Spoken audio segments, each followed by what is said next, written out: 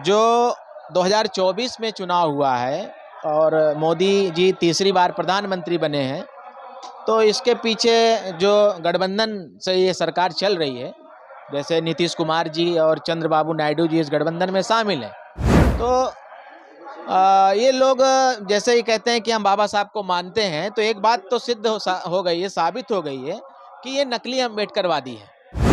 क्योंकि अगर असली अम्बेडकरवादी होते और इनको अगर बाबा साहब के मान सम्मान की, स्वाभिमान की फिक्र होती, तो अब तक तो ये 2-3 दिन, इसका 4 दिन हो गया है इस मामले को लेकर। तो इन पार्टियों को गठबंधन से वापस आकर के समर्थन वापस लेना चाहिए, जिससे इनका बहुमत चला जाता और मोदी की सरकार गिर सकती थी।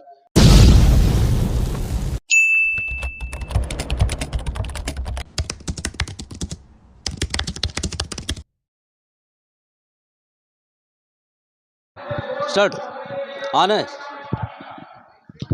नमस्कार, जोहार, जय मूलवासी। मैं हूं विनोद कुमार देव। आप देख रहे हैं voice Republica, the voice of real representation. साथियों, हमारे साथ बहुजन मुक्ति पार्टी की जानी मानी शख्सियत बैठी हुई हैं और आइए उनसे जानते हैं कि क्या कुछ देश में और समाज में चल रहा है। सबसे पहले सर, स्वागत है आपका हमारे चैनल पे। धन्यवाद सर। सर, हमारे दर्शक चाहेंगे कि आपका परिचय उनके बीच में एक बार चला जाए। हाँ, मेरा नाम छेदी खोटे है। मैं कानपुर का, उत्तर प्रदेश का रहने वाला हूँ और बहुजन मुक्ति पार्टी का मैं प्रधान कार्यकारी प्रदेश अध्यक्ष के पद पर हूँ। सर, देश में अभी नेशनल ट्रेंडिंग मुद्दा चल रहा है, वन नेशन वन इलेक्शन। किस प्रकार ये समाज का नुकसान करने वाला sir, one nation one election? Bharatiya Janata party के द्वारा जो वन नेशन और वन इलेक्शन की बात कही जा रही है, बात ही नहीं कही जा रही बल्कि उसका तो बिल भी पेश किया है। तो ये अगर बीजेपी ये एजेंडा लेकर आई है, तो इसमें मतलब देश का हित तो नहीं हो सकता है। तो इससे ये साबित होता है कि ये स्पेशल तौर पर बहुजन समाज के लोगों के लिए ये बहुत बड़ा, भविष्य में अभी हमारे लोग नहीं समझ पा रहे हैं, तो ये बहुत बड़ा नुकसान आने वाले समय पे ये समाज का होगा और हमारे समाज की जो पार्टी है बहुजनों की, उनका भी होगा।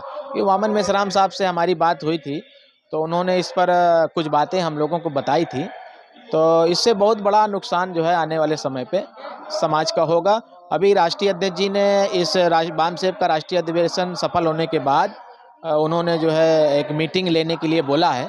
तो कुछ बातें और भी हैं जो डिटेल में वो हमको बताएंगे, तो हम लोग फिर उस तरह से अपना स्टैंड इसके बारे में लेंगे। जी सर, एक सवाल ये है कि अभी संसद के अंदर देश के गृह मंत्री माननीय अमित शाह जी ने बाबा साहब को मजाक बनाते उन्होंने कहा कि भगवान का नाम लिया होता तो 7 जन्मों तक स्वर्ग में लिया होता। क्या बोलेंगे सर इसमें? मेरा ये कहना है इस मुद्दे पर कि जो 2024 में चुनाव हुआ है और मोदी जी तीसरी बार प्रधानमंत्री बने हैं, तो इसके पीछे जो गठबंधन से ये सरकार चल रही है, जैसे नीतीश कुमार जी और चंद्रबाबू नायडू जी इस गठबंधन में शामिल हैं। तो ये लोग जैसे ही कहते हैं कि हम बाबा साहब को मानते हैं, तो एक बात तो सिद्ध हो गई है, साबित हो गई है कि ये नकली अम्बेडकरवादी है। क्योंकि अगर असली अम्बेडकरवादी होते और इनको अगर बाबा साहब के मान सम्मान की, स्वाभिमान की फिक्र होती, तो अब तक तो ये 2-3 दिन, इसका 4 दिन हो गया है इस मामले को लेकर।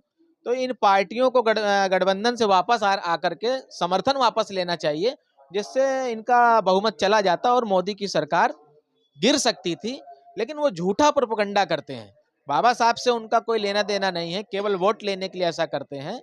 तो एक तो ये कारण है। दूसरा कारण जो मैं समझ रहा हूँ कि जो प्रमुख मुद्दे हैं, जैसे एक देश एक चुनाव का मुद्दा है। अभी आप देख रहे हैं कि बीजेपी और आरएसएस के लोग जो है मस्जिद में मंदिर ढूंढने का काम कर रहे हैं। तो इस तरह के जो समाज के मुद्दे हैं उस पर ध्यान भटकाने का, और जो मुद्दा नहीं है, जो इशू नहीं है, उसको इशू बना करके जनता का, देश में जो लोग हैं, समाज के जो लोग हैं, उनका ध्यान भटक जाए और वो अपनी पॉलिसी पर कामयाब हो जाए। ऐसा वो पूर्व में भी किया है और आगे भी ऐसा वो कर रहे हैं।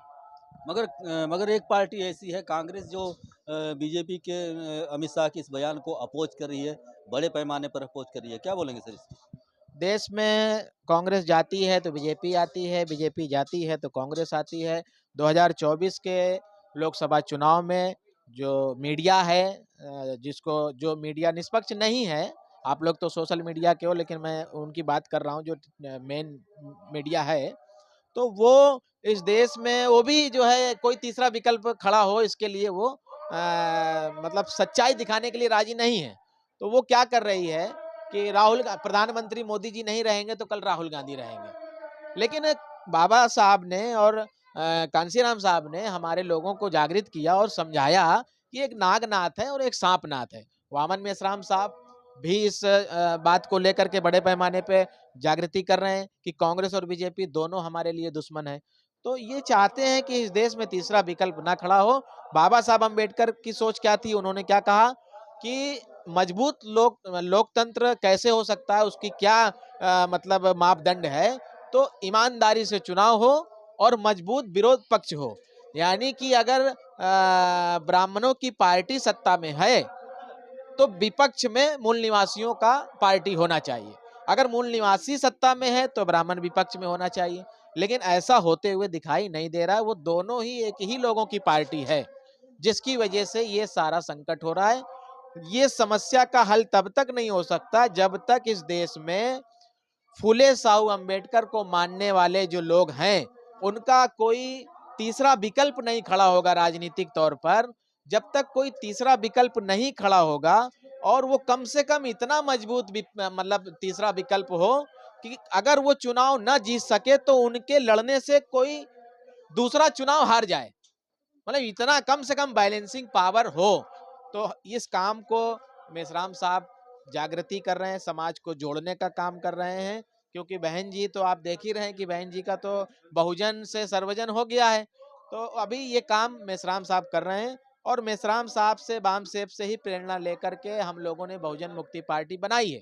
बहुजन मुक्ति पार्टी आने वाले समय पे मजबूती से चुनाव लड़ेगी, बूथ लेवल का संगठन खड़ा करेगी और उत्तर प्रदेश में हर जिले पर कम से कम 75 जिले हैं, तो हर जिले से एक सीट जीतने के प्लान पे हम लोग काम कर रहे हैं।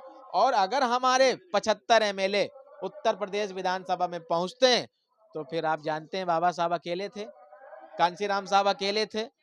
लेकिन अगर हम लोग भी, अगर हमारा एक भी पहुंच गया बहुजन मुक्ति पार्टी का, तो फिर हमारे समाज के खिलाफ कोई कानून बनेगा नहीं। सड़क पर भी संघर्ष होगा और विधानसभा में भी संघर्ष करने का हम लोग काम करेंगे। ओके सर, बहुत बहुत धन्यवाद। Thank you sir.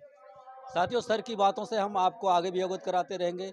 बने रहिए हमारे साथ, मिलते हैं अगली वीडियो में। तब तक के लिए नमस्कार, जोहार, जय मलवासी।